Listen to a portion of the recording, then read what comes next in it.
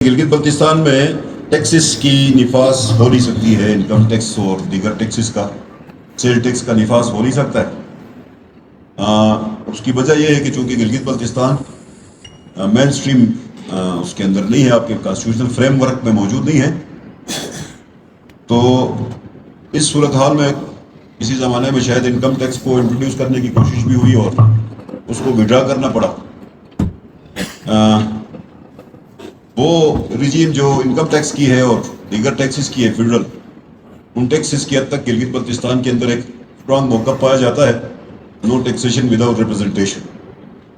तो वो taxation without representation वाला फार्मूला तो स्टिल इम्प्लीमेंट हो रहा है, उसके ऊपर कोई दो राय नहीं है। 18वीं तरमीम के बाद जो 2011 में एक टैक्स प्रोविंशियल गवर्नमेंट्स को मुंतकिल हुआ, क्योंकि प्रोविंशियल गवर्नमेंट के पास ये अथॉरिटी पहले नहीं थी कि सूबाई हुकूमत सर्विसेज के हवाले से कोई टैक्सेस या कोई चार्ज नहीं ले सकते थे। तो 2011 में पहली दफ़ा आईन पाकिस्तान के अंदर ये अमेंडमेंट इंट्रोड्यूस किया गया कि पूरे सूबों के अंदर अगर कोई सूबा अपने सर्विसेज के नतीजे में, अपने सर्विसेज के एवज में किसी भी कमर्शियल एंटिटी से जो उस सूबे के अंदर मतलब अब रेवेन्यू और मतलब इनकम जनरेट कर रहे हो, उनको सर्विसेज देने के एवज उनसे कोई सर्विस चार्ज लेना चाहें तो ये सर्विस चार्जेस की इनको परमिशन दी गई। आईन पाकिस्तान के अंदर ये एंट्री डाल दी गई। उसी के तहत फिर तमाम सूबों ने इसके ऊपर सर्विसेज का टैक्स इंट्रोड्यूस कराया। उस सर्विसेज की टैक्स के इंट्रोडक्शन के बाद सूबों के अंदर के रेवेन्यू की जनरेशन, क्योंकि सर्विसेज का जो टैक्स है वो कलेक्ट होता है directly provincial consolidated fund. Income tax जो है वो कभी भी आपके प्रोविंशियल कंसोलिडेटेड फंड में नहीं आ सकता, तो वो फेडरल गवर्नमेंट की कंसोलिडेटेड फंड में जाता है, वो आप कलेक्ट नहीं कर सकते। सेल टैक्स आपके पास नहीं आ सकता, कस्टम ड्यूटी आपके पास नहीं आ सकती, इनके ऊपर आप लेजिस्लेशन भी नहीं कर सकते। आपके पास लेजिस्लेशन का इख्तियार एक ही है, जैसे कि आप फाइनेंस बिल इंट्रोड्यूस करते हैं, उस फाइनेंस बिल के ज़रिए से आप बहुत सारे फीसिस लगाते हैं, बहुत सारा अपना रेवेन्यू जनरेट करने का मैकेनिज्म करते हैं, उससे भी आम आदमी मुतासिर होता है ऑलमोस्ट। तो हमारी ख्वाहिश ये है कि उसको भी थोड़ा सा लिबरल करें, उसको भी मतलब आम आदमी को बर्डन करने की हमें ज़रूरत नहीं है। इसलिए हमने ये सोचा कि वो तमाम कंपनियां जो गिलगित बल्तिस्तान से रेवेन्यू जनरेट करती हैं, इंडिविजुअल्स नहीं है कंपनियां, वो कंपनीज जो गिलगित बल्तिस्तान से इनकम कमा के जा रहे हैं और ऑलमोस्ट गिलगित बल्तिस्तान को एक मतलब टैक्स एवेजन का एक सेफ हेवन बनता जा रहा है। ये किसी किस्म का कोई रेगुलेशन हमारे पास मौजूद नहीं था, इसलिए हमने ये सोचा कि आपका जो फ़र्ज़ करें कि ये सेलुलर कंपनियां हैं जितनी भी, ये सेलुलर कंपनियां गिलगित बल्तिस्तान में इनकम टैक्स भी नहीं देती, सेल टैक्स भी इनके ऊपर एग्जम्प्ट है, किसी किस्म का कोई नेटवर्क से ये बाहर है। उस नेटवर्क से बाहर होने की वजह से हमें नहीं पता होता है कि इनकी गिलगित बल्तिस्तान में रेगुलेशन कैसे चल रही है। दूसरा बैंकिंग सेक्टर है, फिर आपका जाके ये जो इंश्योरेंस वाला सेक्टर है। अच्छा, इसके बाद आपके 3 स्टार से ऊपर के जो होटल्स हैं, 3 स्टार से नीचे नहीं, 3 स्टार से ऊपर वो वाले होटल्स, और 1 अरब से ज़्यादा कमाने वाले, मतलब 1 अरब से बड़ा जो मतलब काम करने वाले जो बड़े जॉइंट किस्म के लोग हैं, वो सारे के सारे आपके गिलगित बल्तिस्तान के अंदर एक्टिविटीज़ तो कर रहे हैं, लेकिन वो आपके नेट में नहीं है। आप उनसे इनकम टैक्स तो नहीं ले सकते, सेल टैक्स भी नहीं ले सकते। आप सिर्फ उनके साथ एक ही ये है कि आपका चूंकि एक 5 स्टार होटल है, वो आपका रोड इंफ्रास्ट्रक्चर यूज़ करता है, वो आप उसका सेवरेज को यूज़ करता है, अच्छा आपकी बिजली को वो यूज़ करता है। इन सारी चीज़ों को हवाले से आप फ़र्ज़ करें कि एनएलसी है, वो उस बॉर्डर के ज़रिए से अपनी ट्रेडिंग करता है, वो हमारे रोड सारे उसकी मतलब उसके अंदर जद में आते हैं, वो इस्तेमाल करके वो पूरे पाकिस्तान में या पूरी दुनिया को सप्लाईज देते हैं। इस तरह के जो सेक्टर्स हैं, इनको सर्विसेज की मद में हम थोड़ा सा चार्ज करना चाह रहे हैं, ताकि गिलगित बल्तिस्तान के अंदर आपके कंसोलिडेटेड अकाउंट के अंदर कोई मतलब अमाउंट्स आना शुरू हो जाए। जो मैकेनिज्म एग्जिस्टिंग है वो ये है कि आप फाइनेंस बिल के ज़रिए से इंतकाल पे भी फीस चढ़ा रहे हैं, जमाबंदी पे भी फीस चढ़ा रहे हैं। इस तरह के छोटे छोटे इश्यूज़ के ऊपर आप वो ٹیکس لگا رہے ہیں. تو اس طرح کی اس سے افیکٹ ہوتا تھا جنرل پبلک. آپ عوام کو ایگزام کر کے جو آپ کی کمرشل اینٹیز ہیں ان کو ریگولیشن میں لانے کے لیے ایک ادارے کا ہونا لازمی تھا. تو اس ادارے کے اندر تھوڑی سی اس کی ان بلڈ خامیاں تھی, تو اس کو ہم نے پہلے کہا کہ اس ریگولیشن کو ٹھیک کریں. وہ گلگت بلتستان ریونیو اتھارٹی کے اندر جو خامیاں تھیں پہلے ہم اس کو ٹھیک کریں. اس کے لیے ہم نے یہ امینڈمنٹ پروپوز کی ہے, اور اس امینڈمنٹ کے ذریعے سے ہم اپنا گلگت بلتستان ریونیو اتھارٹی کو پہلے ادارے کو فیلڈ میں لائیں گے.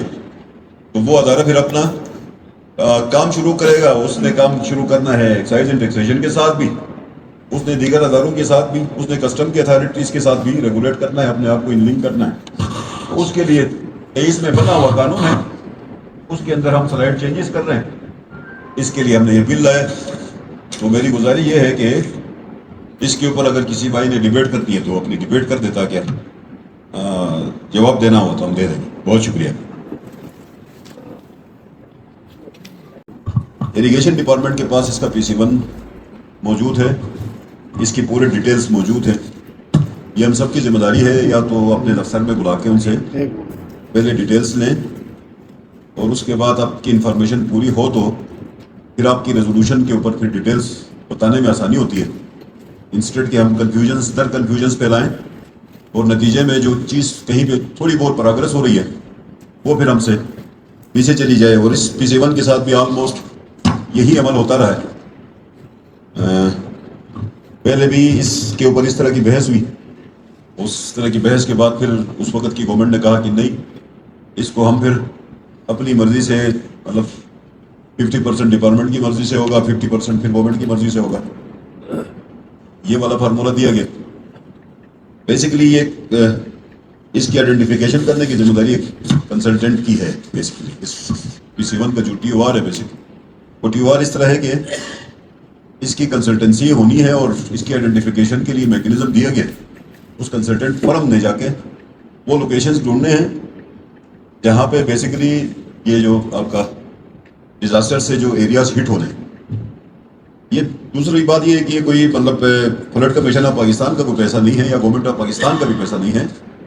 یہ ایک سافٹ لون کی کمٹمنٹ ہے. یہ سافٹ لون کی کمٹمنٹ ہے, اور یہ کمٹمنٹ بھی اس صورت پوری ہونی ہے جب اس کے اندر گلگت بلتستان, AJK اور دیگر 4 صوبوں نے اپنے PC1 سبمٹ کر دیں. گلگت بلتستان کی گورنمنٹ نے اپنا PC1 سبمٹ کیا, آبجیکشن لگا, پھر سبمٹ کیا, آبجیکشن لگا, سبمٹ کیا. یہ سلسلہ چلتا رہا ہے. ہمارا سوال سب سے بڑا یہ ہے کہ فلڈ کمیشن آف پاکستان کی جو رسپانسبلٹی ہے ٹوارڈس گلگت بلتستان, وہ کیا پورا ہو رہا ہے یا نہیں ہو. یہ فلڈ کمیشن آف پاکستان کی طرف سے پیسہ نہیں ہے, یہ کمٹمنٹ ہے, انٹرنیشنل کمٹمنٹ ہے یا سافٹ لون ہے, جو کہ EAD کے تھرو آ کے آپ کی ایگزیکیوشن مطلب اتھارٹی ہے. Just flood commission of Pakistan, اس کی رسپانسبلٹی EAD کے پاس ہے, EAD نہ کرنا ہے. تو اس کے اوپر میری رائے یہ ہے کہ اسٹیٹ کی آپ اس کو پاس کرتے ہیں, آپ ایک چھوٹی سی کمیٹی بنا لیں. اسپیکر صاحب کل اریگیشن ڈپارٹمنٹ والے آپ کے پاس آئیں گے, آپ کو وہاں پہ بریف کریں گے تاکہ آپ کو پتہ چلے. اس کے اندر پھر بھی آپ یہ سمجھتے ہیں کوئی خامی ہے, کوئی کمی کوتاہی ہے, اس کو ٹھیک کرنا ہے, تو گورنمنٹ کے پاس یہ اتھارٹی موجود ہے کہ گورنمنٹ اس کے اندر اگر ریفریش کر کے کوئی آرڈر پاس کرنا ہے تو یہ ہم آپ کو کر کے دیں گے, کوئی ایشو نہیں ہے سردست. لیکن میں مطلب ہمارے پاس انفارمیشن بھی نہ ہو, اور اس کے اوپر ہم اپنے کمنٹس بھی کریں, ان کمنٹس کے نتیجے میں فائدے کی بجائے نقصان نہ ہو. ایک تو بات یہ ہے. دوسری بات یہ ہے کہ کیا flood commission of Pakistan Gilgit Baltistan میں جو اس کی ذمہ داری ہے وہ ذمہ داری نبھا رہا ہے یا نہیں نبھا رہا ہے. دوسرا پوائنٹ یہ ہے قرارداد شاید اس پوائنٹ کو ہینڈل نہیں کر رہی, یا اس پوائنٹ کو پک بھی نہیں کر رہا. اس قرارداد کے اندر وہ والا پوائنٹ شامل نہیں ہے. اس کے 2 حصے ہیں. ایک حصہ تو وہ 7 ارب روپے ہیں جو گلگت بلتستان کے اندر خرچ ہونے.